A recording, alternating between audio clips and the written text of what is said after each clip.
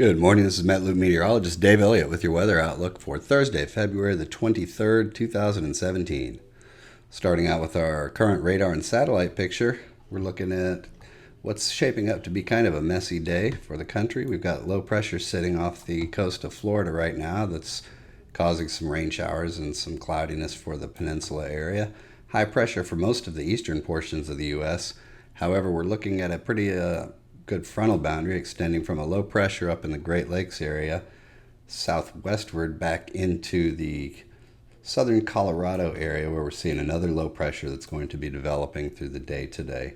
And then right now we're seeing, as a result of that, some snow showers starting to develop from Wyoming, northern Colorado, and into Nebraska.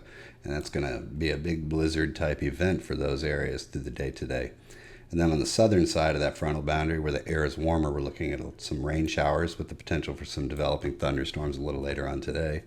And then out further west, we're actually seeing some nice, fair, dry weather in California, which I'm sure is a welcome sight to all you Californians out there. And switching over to the current temperature map, we're seeing some fairly warm temperatures in the eastern portions of the U.S.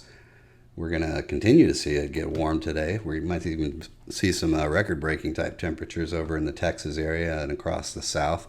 Out into the west, we're still seeing the area under influence of some cooler high pressure that has moved into the area and keeping things nice. And going back to the current radar, I mentioned that snowfall that's setting up for the central to northern plain states later on today. Again, from about eastern half of Iowa across the northern half of Nebraska and up into the Minnesota-Iowa border today. We are looking for some pretty heavy snowfall amounts to develop. If we switch over from the live radar to the forecasted snowfall outlook for the day today, you can see this brighter yellow area, again from eastern Wyoming up into the panhandle of Nebraska and along the border of Nebraska and South Dakota. This area is looking for upwards of a foot of snow through the next 24 hours, so it's definitely going to be messy out there, and then it's going to be windy as well, so what we're going to see is a blizzard type setup with some very strong winds and some heavy snowfall, so it's going to make conditions pretty dangerous out there. And that system, as it develops, is going to track a little to the northeast, but looking a little further out into tomorrow, we will see that snowfall continue on into Iowa and up into Minnesota and even as far as Wisconsin. So please keep an eye on that area. If you're planning on being out on the roads, try not to.